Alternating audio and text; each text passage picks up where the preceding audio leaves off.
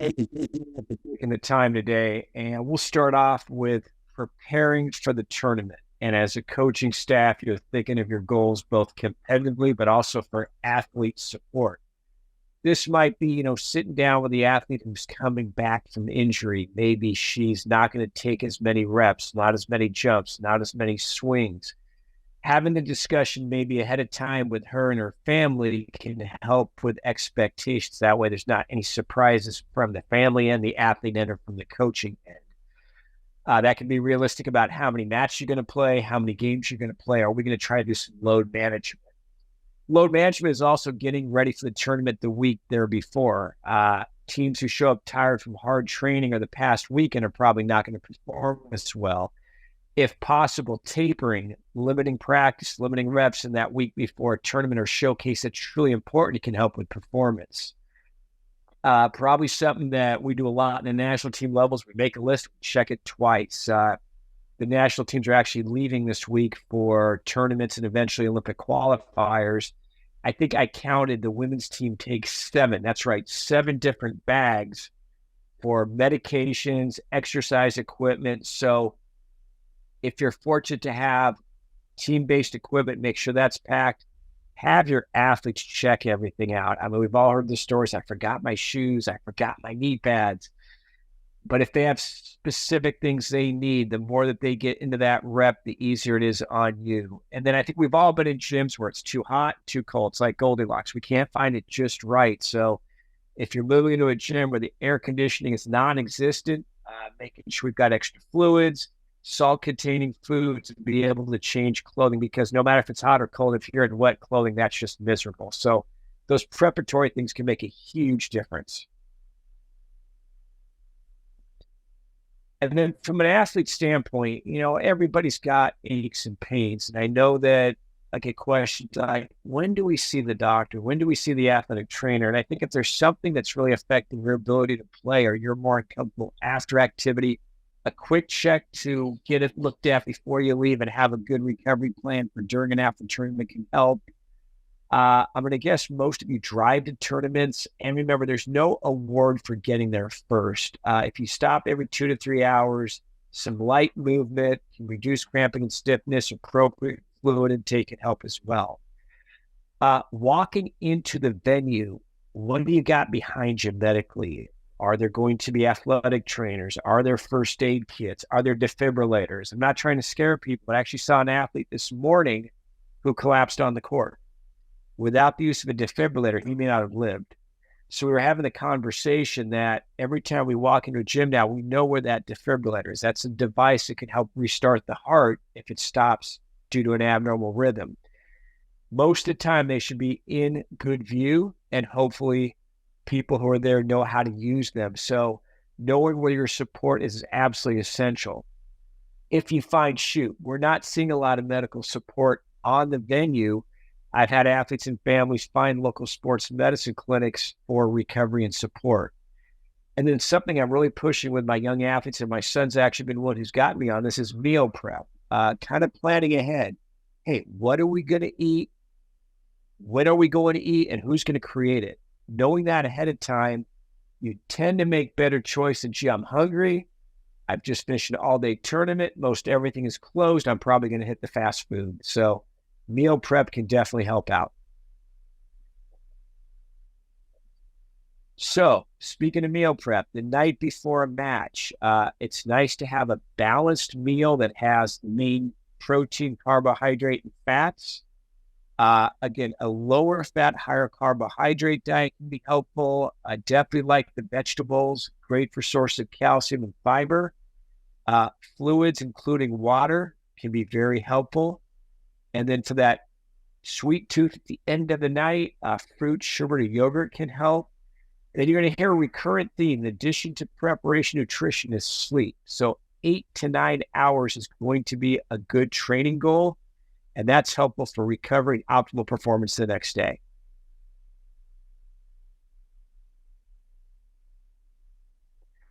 So let's go over sleep a little bit more. If you ask me what is the most important performance supplement available, it is sleep. It's underrated and underappreciated. Let's be honest. We've all had the days we haven't got much sleep. The next day, it's a momentum crusher. So if we can create the best sleep environment, we're going to help our athletes. And in fact, I've had athletes try to decide, do I get my extra hour of sleep? Do I get the extra hour of going to an ice bath, a recovery modality, or being on my phone? Pick the extra hour of sleep every time. Now, we know it's tough when you're not in your home bed. You're with a roommate. You're not sure if she snores. The bed is weird. You're worried about the zombie apocalypse, and you're in a different time zone. This is probably not the best recipe for falling and staying asleep. So let me give you some tips on how to enhance your sleep when you're in a foreign environment.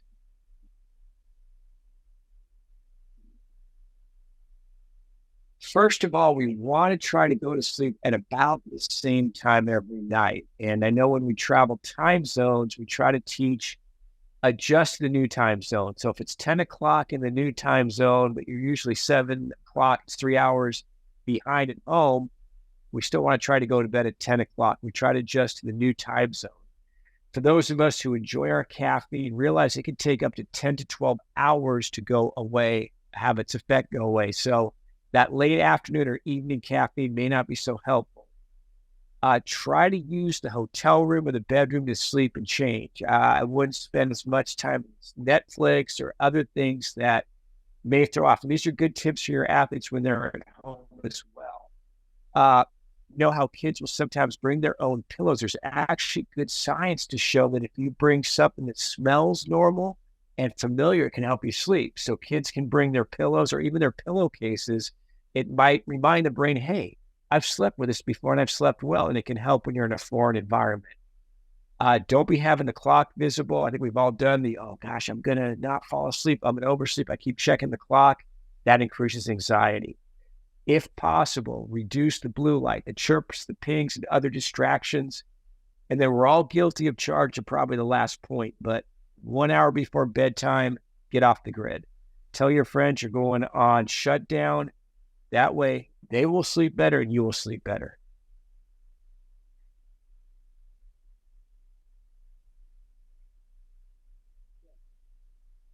During the day may also help you get your homework done, get whatever obligations you've got. You will sleep better at night. There are a lot of supplements, medications. A lot of folks talk about melatonin. Short-term use, there's probably some benefit, especially for time zone change, but definitely seek medical advice. Don't have your athletes use your weekends or breaks to catch up. Better to sleep consistently throughout the week than try to make it up. Routines. We have routines pre-serve. We have routines on defense. We have routines to fall asleep. Things like visualization, breathing exercise, or other techniques that are practiced well before the big game or competition can help you when you need them most. So just like you prep for a tournament, you prep for your sleep as well.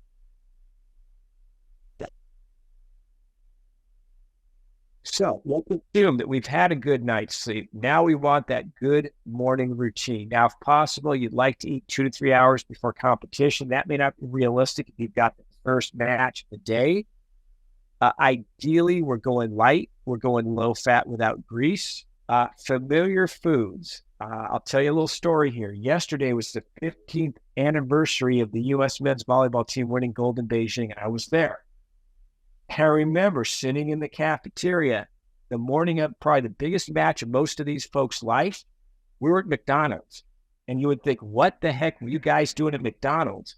And every man looked around and said, it's familiar. They were nervous as all get up, but they knew what they were getting was familiar to them. So familiar foods do work. Hope of those familiar foods include cereal, bagels, fruit, maybe some eggs. Continue with the water, careful with the caffeine, because we know when you drink caffeine, you got to use the restroom more. And then here's that meal prep. Plan some snacks to take with you. We all think, oh, we'll have a break between matches. Well, what happens if the match goes late and they reschedule things? You don't got food, you're hungry.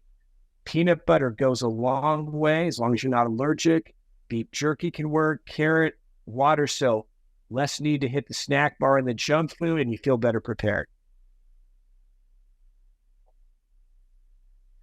So we get to our first match. And again, we want to check out the gym. We look at the medical support. We look at the AED. Hey, where are the bathrooms? You know, if you got to go, you got to go. You don't want to be hunting things down.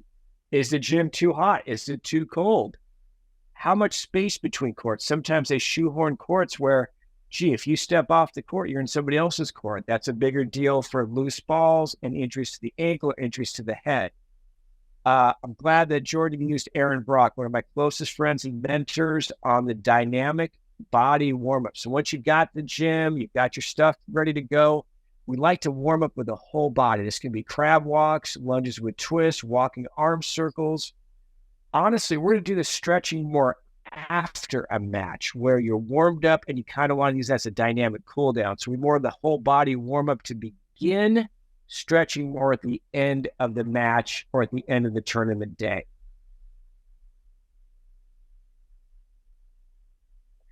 Now, between games, we like to do a cool down. And if you've got just a few hours between matches, we want to do the light cool down, which can be a jog or walk, repeats of the dynamic workup, warm up, and then a gentle stretch. We're going to hydrate. We're going to bring things that are familiar. Nothing worse than, hey, they've got this great new sports drink. Oh, I don't like the taste, or there's too much sugar. Now I've got to use the bathroom. So again, familiar is familiar. And then a light snack. We've got like low-fat sandwiches, some soup, granola bars, things that are easy to tolerate, easy to utilize. And then we're fortunate to have Kyle D'Agostino, one of our national team members, demonstrate his dynamic cool down.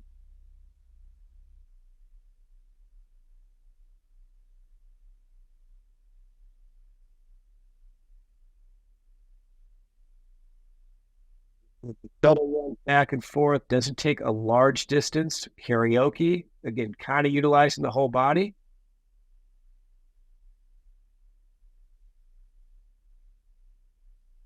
Forward swings going, also using the lower legs as well.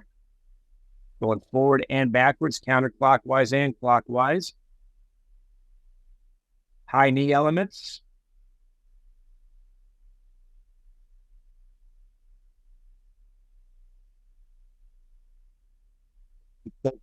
Utilizing the core and more of the upper body element. Downward dog for you yoga enthusiasts. So again, that didn't take too long, but it integrates the whole body. It can be done more as an individual or as a team dynamic.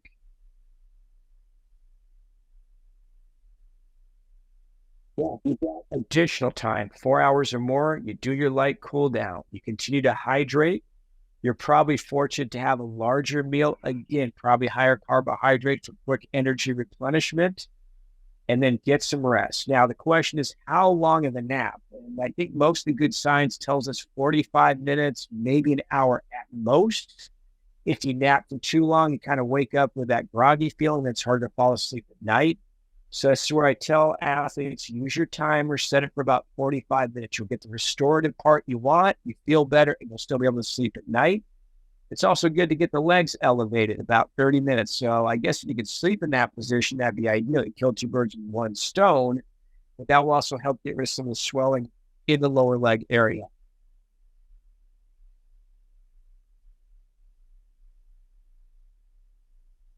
Now, the matches are over for the day. What do we do? And again, a lot of athletes just want to pick up their stuff and get the heck out of Dodge, but a light cool down, absolutely important. Continuing to hydrate, a regular sized meal, again, high in protein and carbohydrates to help muscle recovery and repair. Watch the saturated fats. Get your fruits and vegetables, get your colors, leafy green vegetables, have a salad at dinner. And then that 8 to 10 hours of sleep is essential for that next day's activity.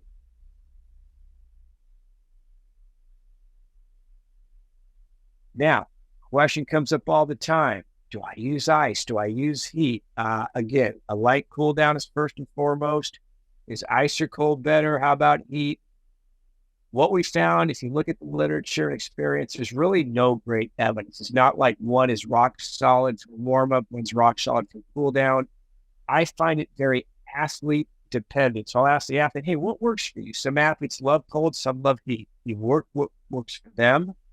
But again, this is not the time to experiment. We talked about being familiar. So same thing with your cool down modalities. Ice and heat can also damage the skin. We've seen ice burns if you don't have a towel between the ice and skin. So be able to be careful with that. And again, if you're going to pick between ice and cold, heat or sleep, sleep wins every time.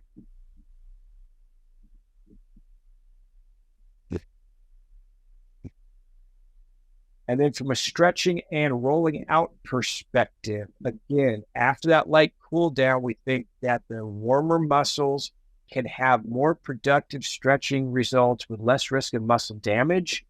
Now, for those of you who are coaching kids who are pre-adolescent, so let's say pre-13 or 14, they're pretty flexible. They probably don't have to stretch too much. They make us kind of envious of their flexibility.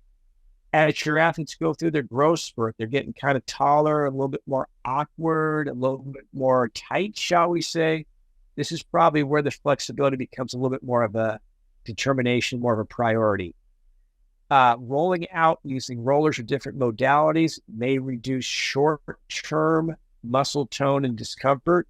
But again, athlete dependent. So it's not one size fits all. It's not everybody go grab a roller.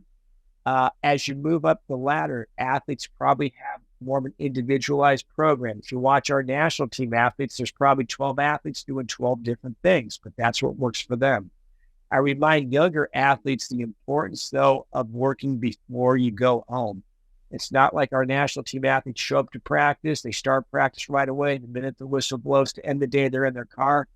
Not the case. So if they start that habit and they're comfortable with it, and their families are, hey, Johnny, I want to go to dinner. Wait, when we do my cool down, then we'll go. Better long-term results. And again, I'll make the same point. Let's not sacrifice sleep.